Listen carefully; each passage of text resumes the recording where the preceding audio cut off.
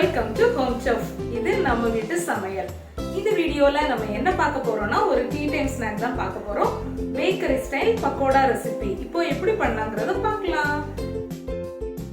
Bakery style pakoda recipe பண்றதுக்கு ஒரு mixing பவுல்ல 1.5 கப் அளவுக்கு கடலை மாவு வந்து சேர்த்துடலாம்.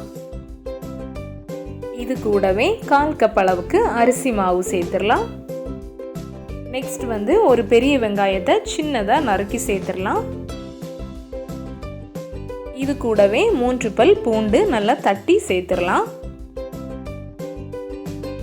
2 பச்சை மிளகாய் நறுக்கி சேர்த்துடலாம்.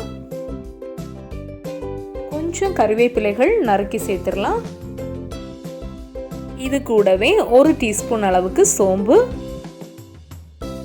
1/4 டீஸ்பூன் அளவுக்கு மஞ்சள் தூள், 1 டீஸ்பூன் அளவுக்கு மிளகாய் தூள், 1/4 டீஸ்பூன் அளவுக்கு பெருங்காயத்தூள், 1/2 டீஸ்பூன் உப்பு சேர்த்துடலாம். இப்போ நம்ம ஆட் பண்ண எல்லா இன்கிரீடியன்ஸையும் நல்லா மிக்ஸ் பண்ணி விட்டுறலாம்.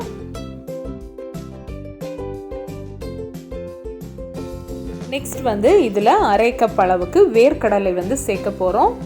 வேர்க்கடலைகளை முழுசாக சேர்க்காம 1-2 தட்டி சேர்த்துக்கோங்க. கடைசியாக 2 டேபிள் ஸ்பூன் ஆயில் வந்து நல்லா சூடாக்கி சேர்த்துடலாம். ஆயில் சேர்த்த அப்புறம் திரும்பவும் இதை நல்லா மிக்ஸ் பண்ணி விட்டுடலாம். நம்ம சேர்த்த ஆயில் வந்து எல்லா மாவோடையும் நல்லா மிக்ஸ் ஆகும்படியாக இதை நம்ம நல்லா மிக்ஸ் பண்ணி விடணும். நெக்ஸ்ட் வந்து இதில் நம்ம தண்ணி வந்து சேர்க்க போகிறோம். தண்ணி வந்து மொத்தமாக சேர்க்கக்கூடாது. இந்த மாதிரி நம்ம தெளித்து தான் தண்ணி வந்து சேர்க்கணும். ஒவ்வொரு முறையும் தண்ணி வந்து இந்த மாதிரி சேர்த்த அப்புறம் அதை நம்ம மிக்ஸ் பண்ணி பார்த்துட்டு அதோட பக்குவம் பார்த்து திரும்ப வந்து தண்ணி தெளிக்கணும்.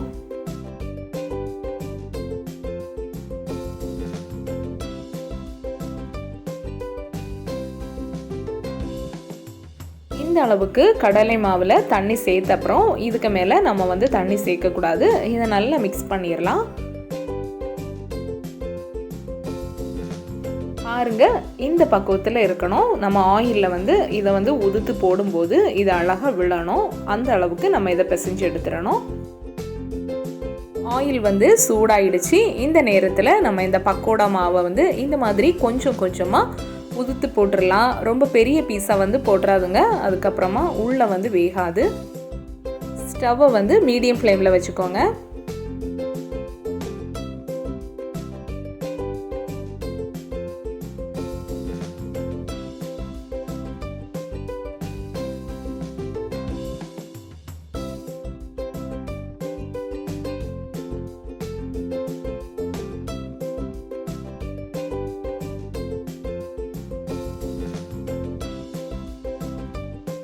இது கொஞ்சமாக ஃப்ரை ஆகிறதுக்கு ஸ்டார்ட் ஆகும்போது நம்ம இதை வந்து ஃப்ளிப் பண்ணி போட்டுடலாம்.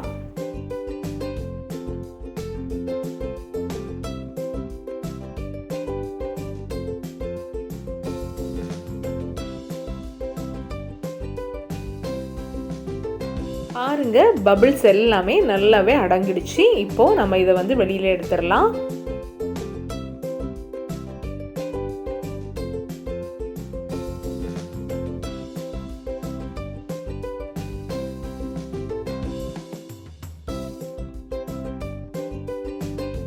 இதே போல் இப்போ நம்ம செகண்ட் பேட்சையும் ஃப்ரை பண்ணி எடுத்துடலாம்.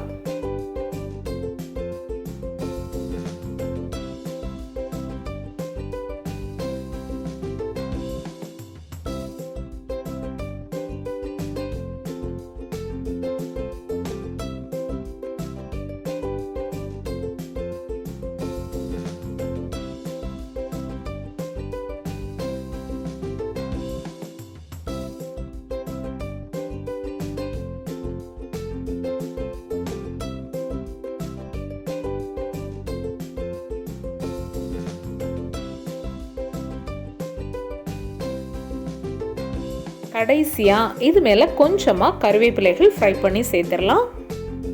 அவ்வளோதான், நம்ம பக்கோடா சூப்பராக ரெடி ஆயிடுச்சு. இதில் நம்ம வேர்க்கடலைகள் சேர்த்துருக்கிறதுனால இது நல்ல ஒரு கிறிஸ்பியாக க்ரன்ச்சியாக இருக்கும். இந்த பக்கோடா நம்ம பேக்கரியிலேருந்து வாங்கி சாப்பிட்ற அதே டேஸ்ட்டில் அதே கிறிஸ்பினஸில் சூப்பராக இருக்கும். நீங்களும் இந்த பேக்கரி ஸ்டைல் பக்கோடா ரெசிபியை கண்டிப்பாக ட்ரை பண்ணி பாருங்கள். மறக்காமல் நம்ம சேனல் ஹோம் செஃப் வீட்டு சமையலை சப்ஸ்கிரைப் பண்ணிடுங்க. தேங்க்ஸ் ஃபார் வாட்சிங்.